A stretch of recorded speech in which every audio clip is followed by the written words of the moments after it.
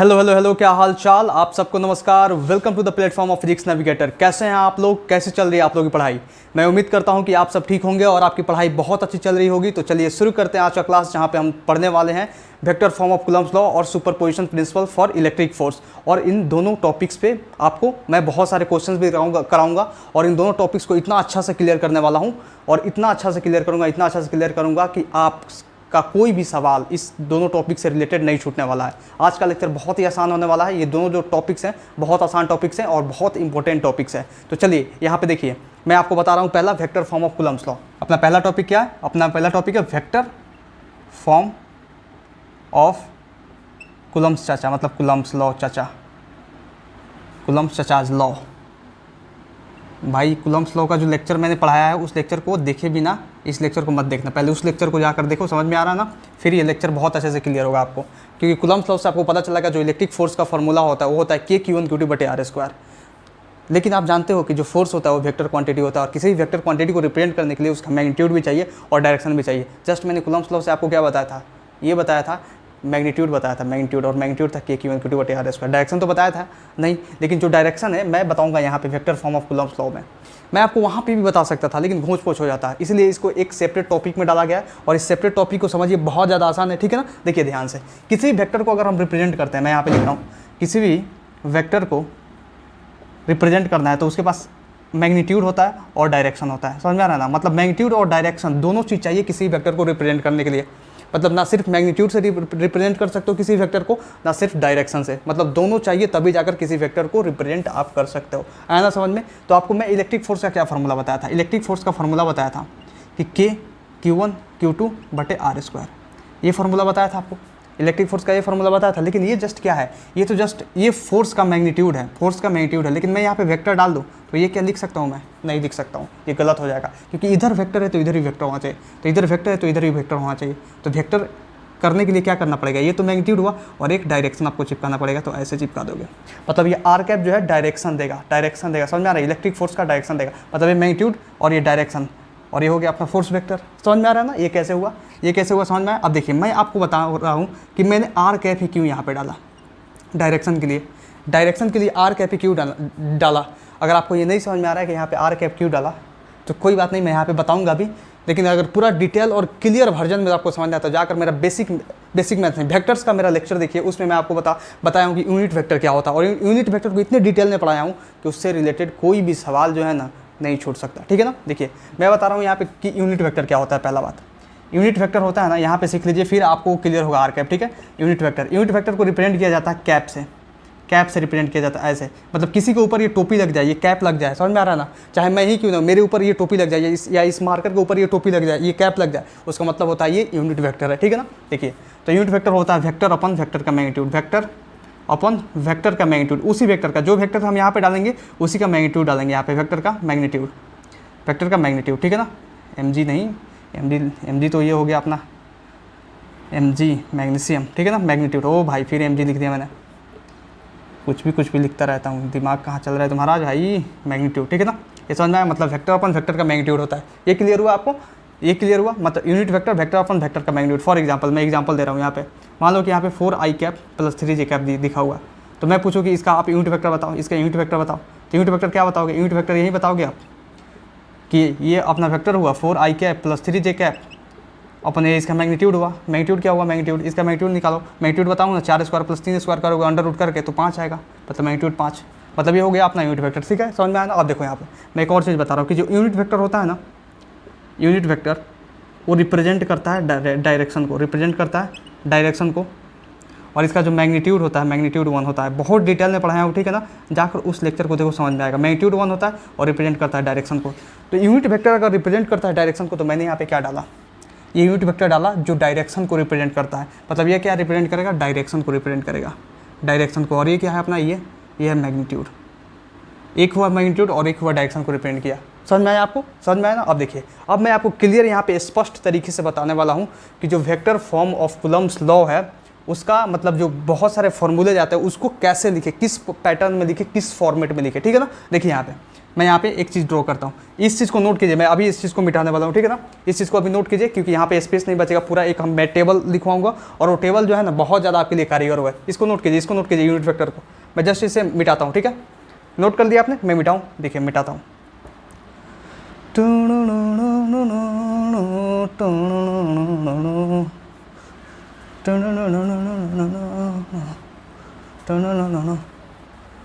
Unit vector को समझना बहुत ज़रूरी है। वेक्टर ऐसा चैप्टर है ना कि अगर ओ ना आए तो कुछ ना आए, समझ लीजिए।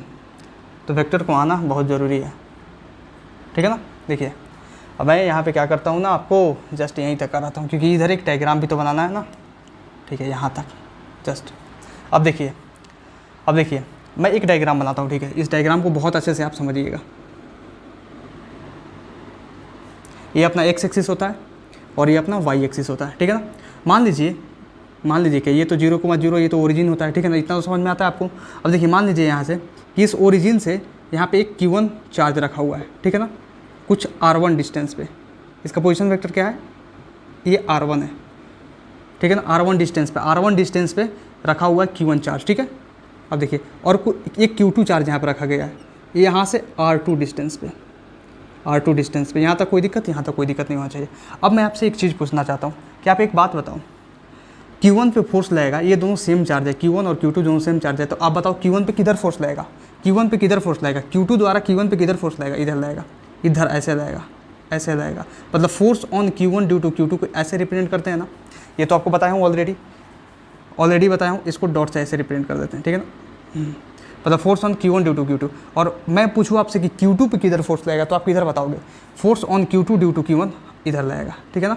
Force on Q2 due to Q1 क्योंकि रिपेल करता है, सेम चार्ज रिपेल करता है, मतलब 2 जो है इसको भगाएगा इधर जा, मतलब force on Q1 due to Q2 इसको भगाएगा, Q2 इधर भगाएगा, और फोर्स ऑन Q2 पे लगेगा force on Q2 due to Q1 इसको इधर भगाएगा। जो पहले लिखा जाता है मतलब उस पे लगता है, और जो बाद में लिखा जाता है वो लगाता है, समझ में आ रहा है। मतलब फोर्स ऑन Q2 पे लग रहा है Q1 के द्वारा, मतलब ये रिपेल करेगा तभी तो इधर डायरेक्शन आएगा, ये इसको रिपेल करेगा तभी तो इधर डायरेक्शन आएगा। डायरेक्शन समझ में आ गया कैसे हुआ, मैंने कैसे लिखा। अब देखो यहाँ पे, अब मैं यहाँ पे आपको एक बात बताता हूँ कि मान लो कि Q2 जो Q1 पे फोर्स लगा रहा है, Q2 जो Q1 पे फोर्स लगा रहा है, इसका पोजीशन, इसका जो यूनिट वेक्टर है मतलब किस डायरेक्शन में लगा रहा है, मैं आपसे पूछना चाहता हूँ किस डायरेक्शन में।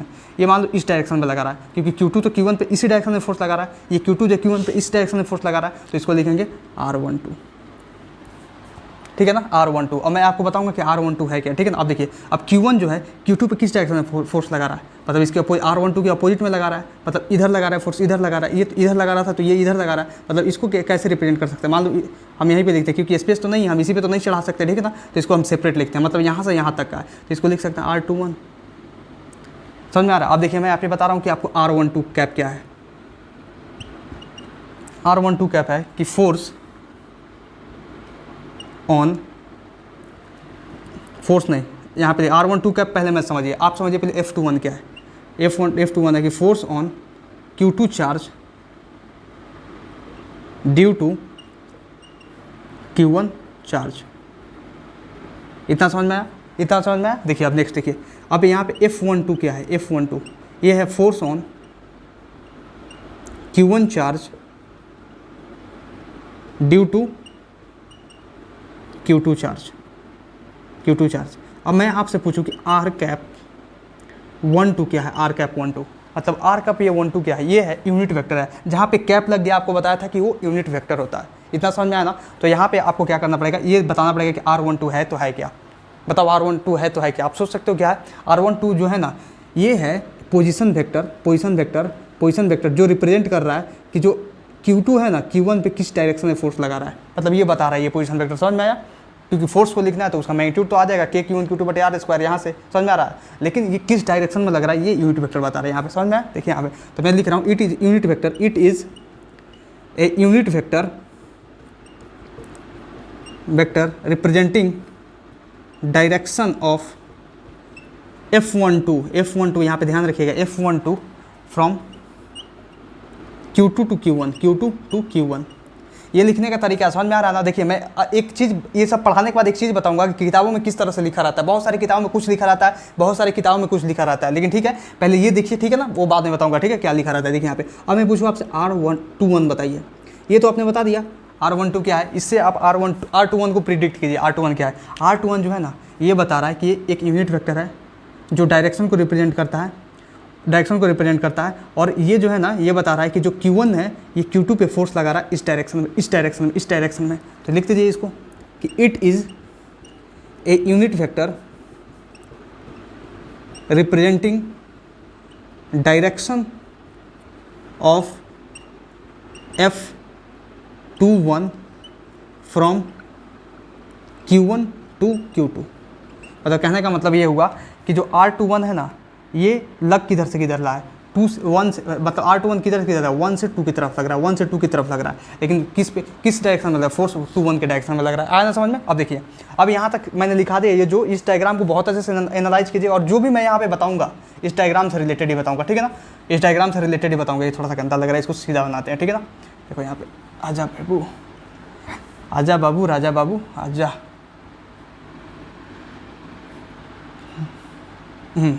अब देखिए अब मैं आपको बता रहा हूँ कि ये फॉर्मेट को याद रखिए, एक फॉर्मेट है, मैं यहाँ पे लिख रहा हूँ, ये एक फॉर्मेट है, और इस फॉर्मेट में सारा खेला होगा। जो फॉर्मेट मैं आपको बताऊँगा यहाँ पे बताने वाला हूँ, मैं कह रहा हूँ ना, इस फॉर्मेट को बताने के बाद vector form of Coulomb's law, मैं कह रहा हूँ इस सबसे बेस्ट वीडियो बनने जा रहा है vector form of Coulomb's law का। इससे बेस्ट वीडियो कहीं भी यूट्यूब पर नहीं मिलेगा आपको, ठीक है ना। देखिए यहाँ पर मैं आपसे पूछूँ कि आप बताओ F12 बताओ, तो F12 के लिए बताओगे आप कि Q1 Q2 बटे R12 का स्क्वायर, लेकिन यही वेक्टर डाल दो यहाँ पे, तो आप बोलोगे यहाँ पे R12 एक कैप आ जाएगा। मतलब यहाँ पे फॉर्मेट देखो, इस फॉर्मेट को देखो, यहाँ पे इलेक्ट्रिक फोर्स ये है, ठीक है ना, KQ1Q2 बटे R स्क्वायर, लेकिन R स्क्वायर का मतलब क्या है, यहाँ पे 12 है तो यहाँ पे 12 आएगा। इस बात को ध्यान रखना।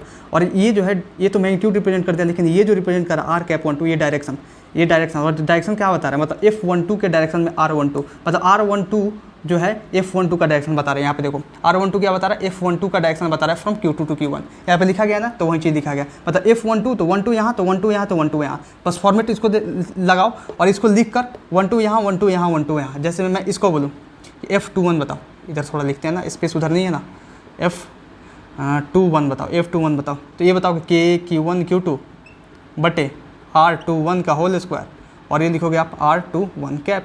सीधी सी बात है, मतलब 21 21 21, और R21 का मतलब यहाँ पे बता दिया था कि F21 के डायरेक्शन में लग रहा है, एक F21 का डायरेक्शन बता रहा है कहाँ से, Q1 से Q2 तक। इतना समझ में आया। अब देखो अब इसको ऐसे लिख दिए, इसको ऐसे लिख दिए, ठीक है। अब इन दोनों को लिखने के बाद अब इनको कितने तरीक़ों से और लिखा जा सकता है, कितनों तरीके से और लिखा जा सकता है, ये तो आपने लिख दिया कि हाँ बता दिया कि हाँ vector form of Coulomb's law. लेकिन देखिए बहुत बार क्या होता है कि एग्जाम में जब क्वेश्चन देता है ना, तो ऑप्शंस में फंसा देता है आपको, कि तो आपको ऑप्शंस में ना फंसे तो आपको इसके डिफरेंट 2-3 वर्जन्स होंगे, उसको मैं लिखाऊंगा और बहुत अच्छे से आपको कॉन्सेप्ट का क्लियरेंस होगा। अब आप बताइए कि जो यूनिट वेक्टर बताया था आपको, कि यूनिट वेक्टर जो होता है वो होता है वेक्टर अपन वेक्टर का मैग्नीट्यूड होता है ना, तो वेक्टर अपन वेक्टर का मैग्नीट्यूड होता है, तो ये तो यूनिट वेक्टर लिखा हुआ है ना, तो इसका लिख सकते हैं वेक्टर अपन वेक्टर का मैग्नीट्यूड, तो लिखते हैं ना, क्या दिक्कत है। F12 को क्या लिख सकते हैं, F12 को लिख सकते हैं KQ1 Q2 बटे R12 का होल स्क्वायर, आइए वेक्टर R12 वेक्टर, मतलब R12 कैप को क्या लिख सकते हैं, मैं यहाँ पे लिखा रहा हूँ, देखो R12 कैप लिखा हुआ है, इसको क्या लिख सकते हैं, इसका वेक्टर अपन इसी का मैग्नीट्यूड, ये लिख सकते हैं कि नहीं। और इसको ये ऐसे भी तो लिख सकते हैं, थोड़ा सा इधर स्पेस का मैं यहाँ पे लिखता हूँ, R12 वेक्टर अपन R12 का मैग्नीट्यूड, ये हुआ। लेकिन इसको ऐसे भी तो लिख सकते हैं, R1 माइनस R2 अपन, इसको ऐसे लिख सकते हैं, ऐसे लिख सकते हैं R1 माइनस R2, और इसको तो ऐसे भी लिख सकते हैं यहाँ पे R1 माइनस R2, यहाँ पे ऐसे, क्या दिक्कत है, ऐसे तो लिख सकते हैं। ये तो आपको समझ में आना चाहिए, ये तो वेक्टर में भर के ऐसे चीज़ों को मैंने पढ़ाया आपको, समझ में आना, ये तो समझ में आना चाहिए कैसे लिखा गया। ये मैग्नीट्यूड होता है, मैग्नीट्यूड का ये साइन होता है, R1 माइनस R2 का मैग्नीट्यूड, तो इसको ऐसे रिप्रेजेंट करो या ऐसे रिप्रेजेंट करो। R12 आपने रिलेटिव वेलोसिटी पर पढ़ा है, जब आप लिखा जाता है VAB तो VA माइनस VB लिखा जाता है। लेकिन आपको अगर यहाँ पर नहीं समझ में आ रहा है वैसे, तो यहाँ से देख लो ट्रेंगल ऑफ वेक्टर एडिशन से, ये है एक ऑर्डर, ये है एक ऑर्डर, और ये है अपना अपोजिट ऑर्डर। मतलब ये एक ऑर्डर में गया, ये सेम ऑर्डर में गया, ये अपोजिट ऑर्डर में गया। तो R2 प्लस R12 लिखिएगा बराबर R1 आएगा ना, तो R12 आपका आ जाएगा R1 माइनस R2 करके देख लीजिए। ट्रायंगल ऑफ वेक्टर एडिशन भी लगाइएगा तब भी सेम आएगा। तो बस इस बात को आप ध्यान रखिए। तो जैसे अगर R12 कैप लिखा गया तो उसको हम ऐसे भी लिख सकते हैं, और ऐसे लिख दिए तो इसको हम ऐसे भी लिख सकते हैं। तो यहाँ पे लिखिए क्या दिक्कत है, देखिए यहाँ पे हम लिख सकते हैं ना। अब देखिए ये लिख दिया, अपन वेक्टर का मैग्नीट्यूड लिख दिया, ऐसे लिख सकते हैं ना। अब देखिए इसको और कैसे लिखा जा सकता है। अब F12 है, F12 तो इसको लिखिए K Q1 बटे R12, ये R12 का होल स्क्वायर, ये R12 का होल क्यूब। क्या दिक्कत है, कोई दिक्कत नहीं होना चाहिए, इतना तो लिख सकते हैं। अब ये बच गया अपना R12 वेक्टर, समझ में आया। अब देखिए F12 को और किस तरीके से लिख सकते हैं। अब देखिए यहाँ पे Q1 Q2 बटे, हम इसको तो ऐसे भी तो लिख सकते हैं R1 vector minus R2 vector magnitude whole cube. इस चीज़ को ऐसे भी लिखा जा सकता है, जैसे मैंने यहाँ पे लिखा ना R12 को ऐसे, तो इस चीज़ को ऐसे भी लिखा जा सकता है। वेक्टर पढ़िएगा तो समझ में आएगा, ठीक है ना। इसको ऐसे भी लिखा जा सकता है, तो इसको मैंने ऐसे भी लिख दिया, और इसको ऐसे लिखा जा सकता है R1 माइनस R2।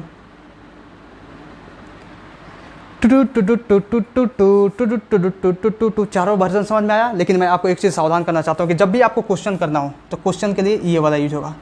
क्वेश्चन करने के लिए जब भी क्वेश्चन करना हो आप स्टार मार्क कर लीजिए, यहाँ पे ये यूज होगा क्वेश्चन करने के लिए। मतलब जब भी न्यूमेरिकल क्वेश्चंस आएंगे, समझ में आ रहा है ना, इन पे भी आ सकते हैं, लेकिन मैक्सिमम टाइम न्यूमेरिकल क्वेश्चन जो आते हैं ना इस पे आता है, इससे इजीली सोल्व हो जाता है। नहीं तो यहाँ से करते करते न्यूमेरिकल आइएगा ना तो बहुत लंबा हो जाएगा, ठीक है ना। तो इस वर्जन को आप इस्तेमाल करिएगा जब भी न्यूमेरिकल क्वेश्चन आपको सोल्व करके मिले, ठीक है ना। देखिए अब जैसे इसको आपने लिखा F12 को, वैसे तो आप F21 को भी लिख सकते हैं कि नहीं। तो इसको भी लिखिए, क्या दिक्कत है, इसको भी लिखिए, इसको भी लिख सकते हैं ना। जैसे F21 यहाँ पे लिखा तो F21 का ये वर्जन लिखिए, F21 का ये वर्जन लिखें तो क्या लिखेंगे K Q2 बटे R21 का होल स्क्वायर, और इसको लिख सकते हैं R21 वेक्टर अपन R21 वेक्टर का मैग्नीट्यूड। क्या दिक्कत है, ऐसे लिख सकते हैं। अब इसको और लिखिए एक और तरीके से, F21 बराबर Q1 बटे R21 का होल क्यूब, क्योंकि ये 21 का स्क्वायर है, ये 21 है, तो R21 का होल क्यूब, ये R21 हो गया, ठीक है। कोई दिक्कत नहीं होनी चाहिए। अब F21 vector is equal to Q1 बटे R21,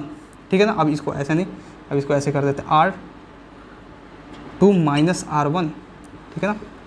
ऐसे वेक्टर लगाते हैं यहाँ पे क्यूब, और ये हो जाएगा R2 माइनस R1।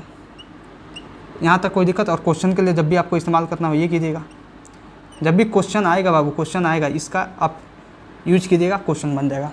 आया ना समझ में। मैंने कैसे करा, इसके 4 वर्जन लिखा है, 1 2 3 4, इसके भी 1 2 3 4 वर्जन इसके भी कराएं और 4 वर्जन इसके भी कराएं। समझ लीजिए कि बस इसको ध्यान रखने से काम नहीं चलेगा। ऑप्शन में कुछ भी दे सकता है, 3 ऑप्शन दे दिया और चौथा ऑप्शन दे दिया all of the above are true, क्या कीजिएगा। आपको ये पढ़ के गए होंगे, यही टिक करके आ जाएंगे। ये डिफरेंट वर्जन जानने के लिए वेक्टर पढ़ना बहुत ज़्यादा जरूरी है। तो आपको समझ में आया कि मैंने कैसे किया, हर एक चीज़ को बताया आपको, ठीक है ना। चलिए एक बार और आपको बता देता हूँ। देखिए यहाँ पे क्या था, यहाँ पे मैंने डायग्राम बताया, यहाँ पे Q1 Q2 चार्ज बताया, ठीक है ना। अब Q1 पे फोर्स Q2 लगा रहा है इधर, Q2 पे इधर, Q2 पे जो Q1 है इधर लगा रहा है फोर्स। लेकिन यहाँ पे जो पोजीशन वेक्टर इसका मैंने दिया है, जो Q1 पे फोर्स Q2 लगा रहा है उसका R12 दिया हुआ और इसका दिया हुआ R21, और उसके अनुसार मैंने सजाया है। क्योंकि डायरेक्शन देना बहुत ज़्यादा जरूरी है इसमें, बस मैग्नीट्यूड से काम नहीं चलेगा। तो डायरेक्शन और मैग्नीट्यूड के लिए यहाँ पे R12 कैप और R21 कैप लिखा, ठीक है ना। और आपको यहाँ पे डिफरेंट वर्जन से ये बता ही दिया कि कैसे कैसे कौन कौन सा चीज़ क्या है। और यहाँ पे बस ये फॉर्मेट आप अगर आप ध्यान रखते हैं तो यहाँ पे 1 2 1 2 1 2, तो 1 2 1 2 1 2 1 2 1 2 1 2 2 1 2 1 2 1, तो 2 1 2 1 2 1। आना समझ में कैसे हुआ ये, चलिए नोट कीजिए। मैं नेक्स्ट चलता हूँ, इस पर 1 2 क्वेश्चन कराता हूँ, बहुत ज़्यादा अच्छे से कॉन्सेप्ट क्लियर होगा। जल्दी फटाफट नोट कीजिए, जल्दी फास्ट। चलिए इस क्वेश्चन का सॉल्यूशन कीजिए जल्दी फास्ट, बहुत अच्छा क्वेश्चन है, ठीक है ना। ये क्वेश्चन आपको कॉन्सेप्ट को क्लियर करने वाला है। जल्दी जल्दी फास्ट जल्दी 2 मिनट का समय दिया जाता है आपको। 2 मिनट का समय इसलिए दिया जाता है क्योंकि थोड़ा सा इसमें माथा बचिए, ठीक है ना। 1 मिनट में नहीं होगा सॉल्व। आज तक इसमें मतलब समझिए कि इससे नीट में क्वेश्चन नहीं आया, लेकिन नीट में क्वेश्चन जो आया है वो कूलम्ब्स लॉ का जो वेक्टर फॉर्म लिखा है उससे आया हुआ है, ठीक है ना। उसके मतलब एप्लीकेशन पे क्वेश्चन नहीं आया, ठीक है। जल्दी फास्ट हुआ सॉल्यूशन। देखिए मैं करता हूँ क्वेश्चन है, find force on Q2 due to Q1 if Q1 बराबर 2 कूलम्ब, जो जिसका पोजीशन दिया हुआ है 2,4,6 और Q2 बराबर 3 कूलम्ब जिसका पोजीशन दिया हुआ है 5,8,6। ये क्वेश्चन को समझना बहुत जरूरी है, ठीक है ना, कि ये क्या लिखा हुआ है ब्रैकेट में डाल के, ठीक है। अब देखिए मैं आपको बता रहा हूँ यहाँ पे इसका सॉल्यूशन करके। आप सबने कर ही लिया होगा, मैंने आपको बताया था ना कि जब भी क्वेश्चन आए तो कौन सा फॉर्मेट आपको यूज करना है। फॉर्मेट था ये, बोल रहा है कि find force on Q2 due to Q1, मतलब force on Q2 due to Q1 ये पूछ रहा है आपसे, और पोजीशन वेक्टर दे दिया, मतलब पूछ रहा है कि वेक्टर फॉर्म में बताओ आप। और यहाँ पे लिख दिया फोर्स ऑन Q2 पे बताना है Q1 के द्वारा, वेक्टर फॉर्म में बताना है, ठीक है ना। देखिए यहाँ पे Q1 Q2 बटे R21 मतलब R2 माइनस R1, ठीक है ना, R2 माइनस R1 इसका ये क्यूब था, ठीक है ना, क्वेश्चन के लिए ये बताया था आपको, ठीक है ना। देख लीजिए जो सबसे लास्ट में लिखा हुआ था ऐसे ही लिखा हुआ था, यहाँ पे लिखा हुआ था R2 माइनस R1, ये लिखा हुआ था। मतलब आपको ये जस्ट यूज़ करना है, ये यूज कीजिएगा, आंसर आ जाएगा फटाक से। देखिए अब मैं करता हूँ F21 इज इक्वल टू के का वैल्यू के नहीं डालेंगे, के का वैल्यू 9 × 10⁻9 होता है, नहीं डालना है, ठीक है ना, के ही डालिए, ठीक है। देखिए यहाँ पे के इंटू, अब देखिए 2 इंटू दूसरा है 3, अब देखिए R2 माइनस R1, अब इसको क्या करते हैं ना हम सेपरेट निकाल देते हैं, R2 माइनस R1 यहाँ पे कितना निकालेंगे, ठीक है ना। अब देखिए हम R2 माइनस R1 यहाँ पे करते हैं, तो आप एक बात बताइए R2 कितना दिया हुआ है। अब देखिए ऐसे लिखिए यहाँ पे R2 कितना है, R2 है 5i cap plus 8j cap plus 6k cap. R1 कितना है, वेक्टर है ना, तो वेक्टर को हम लिखें 2i cap plus 4j cap plus 6k cap, ये दिया हुआ। अब R2 माइनस R1 निकालना है अपने को, निकाल दो यहाँ पे। R2 माइनस R1 करोगे क्या होगा, यहाँ पे आ जाएगा R2 5i cap plus 8j cap plus 6k cap, और ऐसे ही माइनस करोगे सब माइनस माइनस हो जाएगा, ठीक है ना। 2i cap minus 4j cap minus 6k cap. अब देखो 5i कैप में से 2i कैप गया 3i कैप, 8j कैप में से 4j कैप गया माइनस 4j कैप, और ये 6k कैप तो कैंसल क्योंकि प्लस माइनस है, ठीक है ना। मतलब इतना आ रहा है R2 माइनस R1 का वैल्यू। अब इस चीज़ को यहाँ पे चिपकाना है, ठीक है ना। इतना बड़ा कैलकुलेशन हम इसमें करें तो थोड़ा सा अजीब लगता है, ठीक है ना। अब देखो यहाँ पे कर दो 3i cap minus 4j cap, minus 4j cap नहीं भाई प्लस 4j कैप, जे है ना प्लस 8 है, ठीक है। 3i cap plus 4j cap, ठीक है ना, गलती नहीं होनी चाहिए, ठीक है। अब देखो यहाँ पे ये हो गया अपना। अब दिख रहा है अपने को इसका मैग्नीट्यूड, मतलब 3i cap plus 4j cap का मैग्नीट्यूड, क्योंकि ये R2 माइनस R1 इतना आया है, तो ये R2 माइनस R1 का मैग्नीट्यूड का क्यूब चाहिए अपने को, ठीक है ना। अब यहाँ पे लिखेंगे F21 vector is equal to, मतलब ये हो जाएगा 3 दूना 6 और 6k हो जाएगा 6k, ठीक है ना।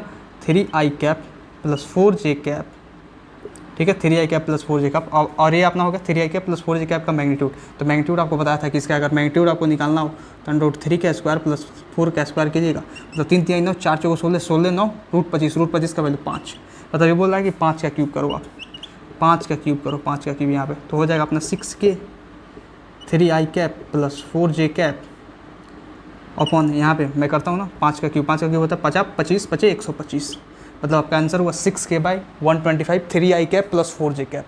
बताओ कितना आसान सवाल है।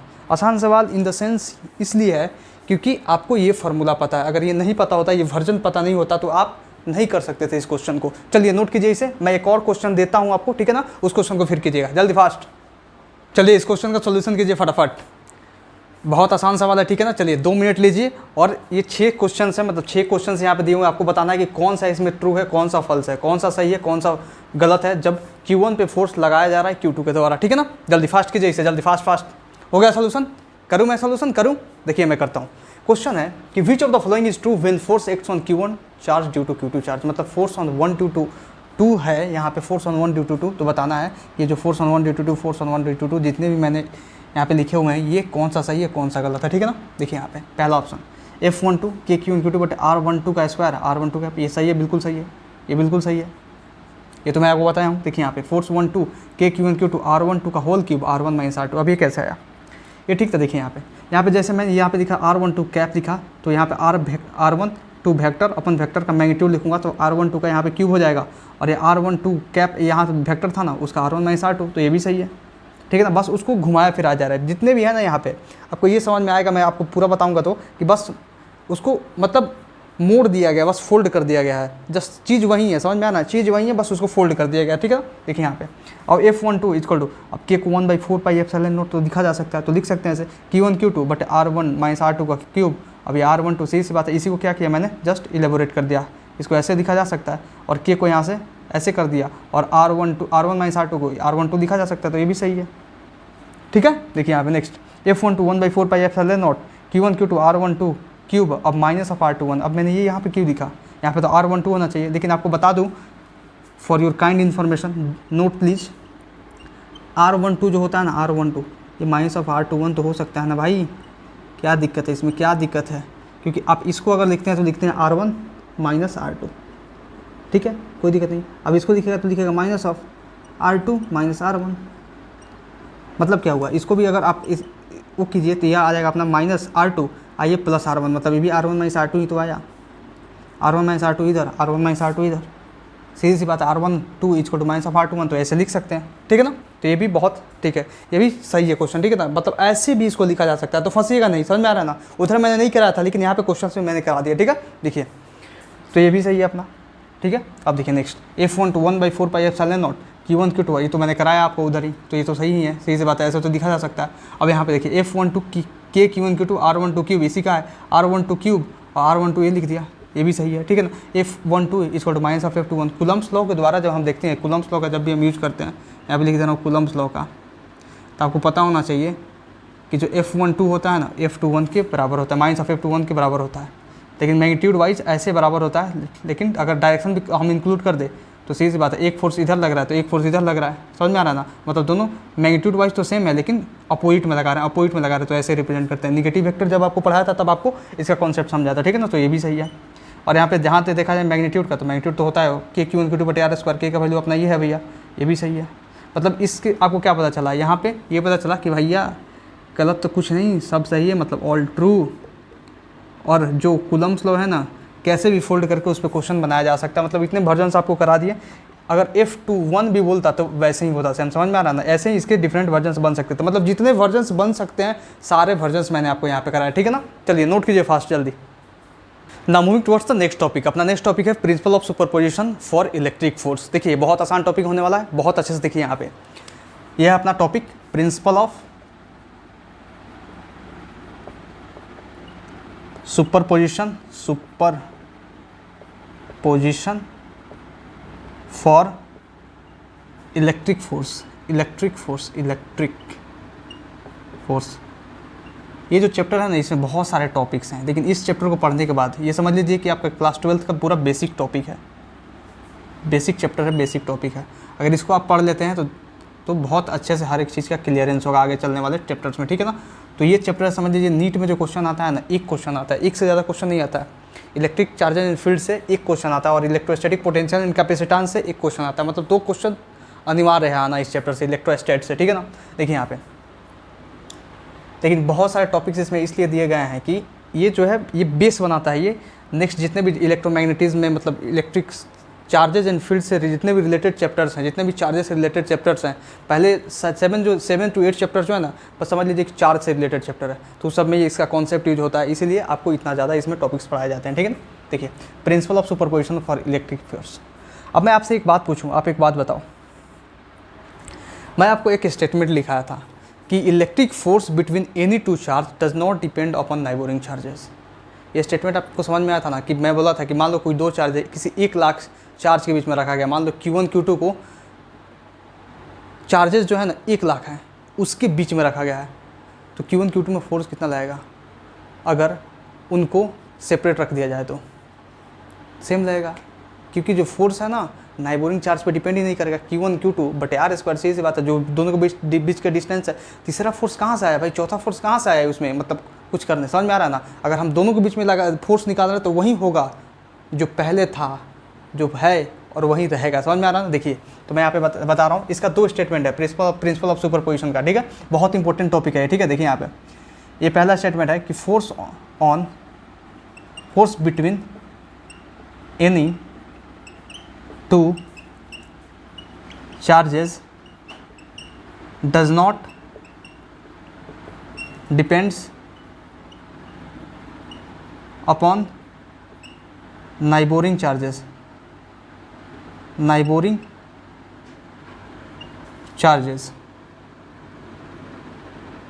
ये स्टेटमेंट आपको समझ में आया। देखिए यहाँ पे दूसरा स्टेटमेंट है कि व्हेन, असली स्टेटमेंट जो लिखा रहा हूँ इस स्टेटमेंट को समझिए, when a number of charges are interacting,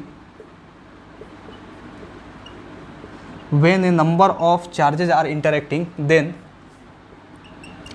electric force on any one charge due to all other charges, क्या लिखा है, when a number of charges are interacting then electric force on any one charge due to all other charges is the vector sum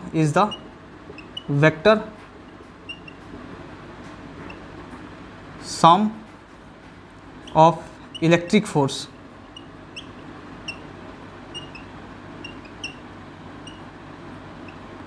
due to all other charges.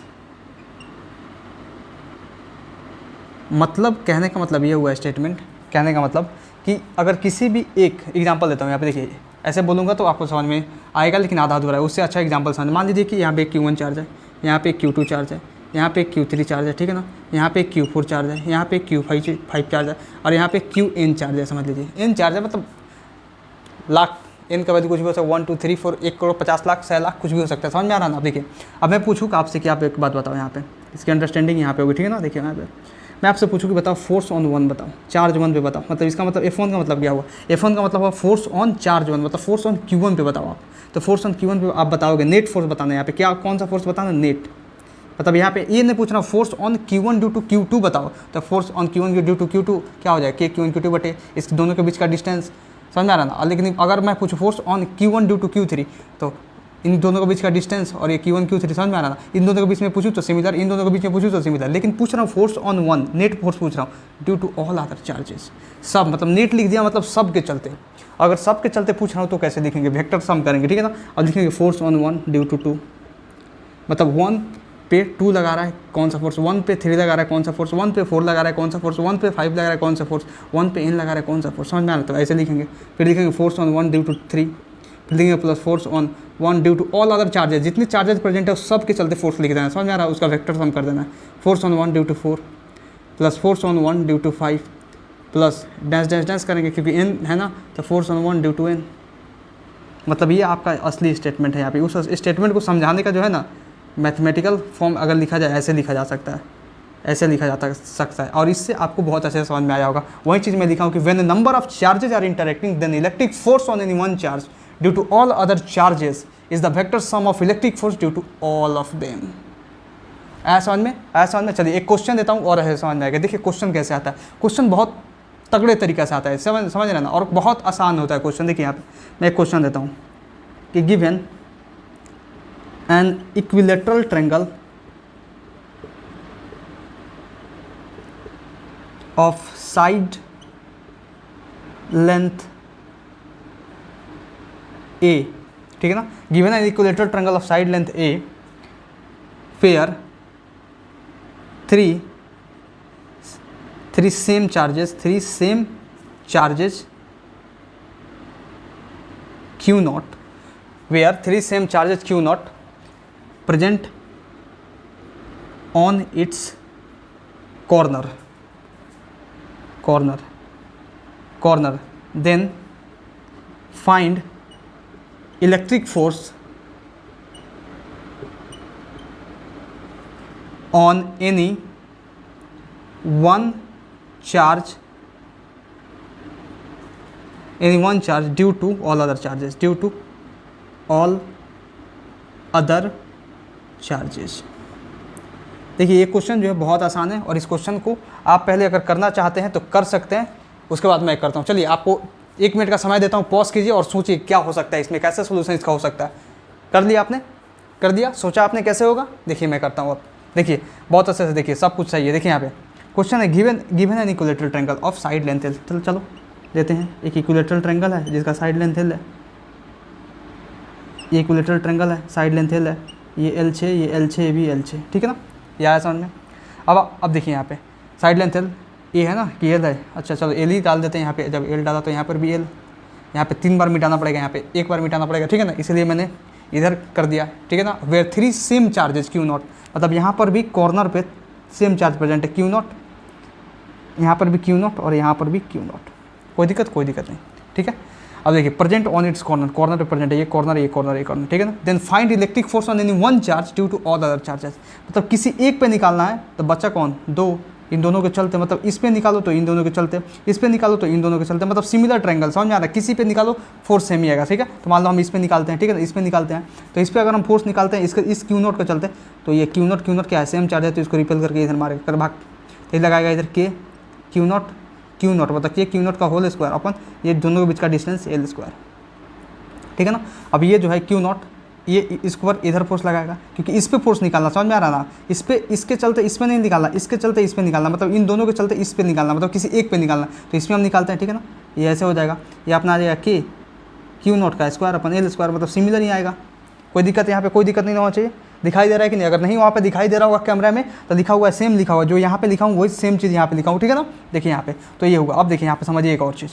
अब मैंने क्या बोला था कि जब भी किसी एक चार्ज पे आपको फोर्स निकालना है तो due to all other charges जो इलेक्ट्रिक फोर्स है उसका हम वेक्टर सम करेंगे। तो यहाँ पे दो फोर्स आया, तो आंसर क्या होगा? आंसर क्या होगा? आंसर क्या होगा? इस क्यू नॉट पे आंसर क्या होगा? इन दोनों फोर्स के चलते आंसर, इन दोनों को जोड़ दे आंसर आ जाएगा? नहीं, ऐसा नहीं होगा, क्योंकि वेक्टर सम करना है और वेक्टर सम आपको करना है। तो वेक्टर सम का मतलब ये होगा कि यहाँ पे वेक्टर एडिशन होगा। वेक्टर एडिशन क्या आपको पता होना चाहिए कि 60 डिग्री एंगल होता है भैया।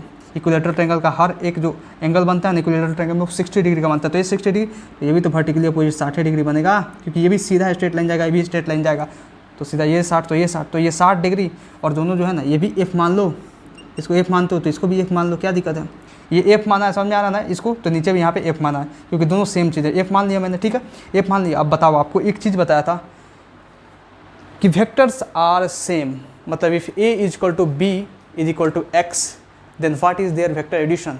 2x sin theta by 2, 2x cos theta by 2, 2x cos theta by 2 आपको बताया था ना। तो यहाँ पे क्या है? यहाँ पे दोनों वेक्टर सेम है और 60 डिग्री का एंगल बन रहा है। तो यहाँ पे लगा दो 2x cos थीटा बाई 2। नहीं तो अगर 2x cos थीटा बाई 2 अगर इससे आंसर आपको लग रहा है कि ये हमको नहीं आता है समझ में, तो आपको एक और चीज़ बताया था, √a² + b² + 2ab cos theta, इससे भी निकाल सकते हो।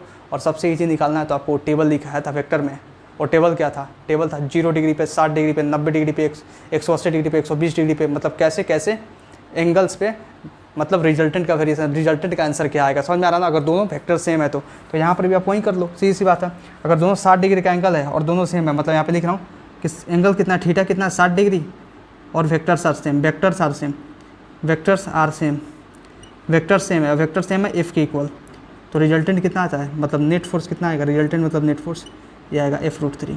ये आपको बताया था, और इसी चीज़ का आपको यूज करना है, वो दोनों नहीं लगाना है। 2x sin थीटा बाई 2 नहीं, cos थीटा बाई 2 नहीं लगाना है, ठीक है ना, यही लगाना है, ठीक है।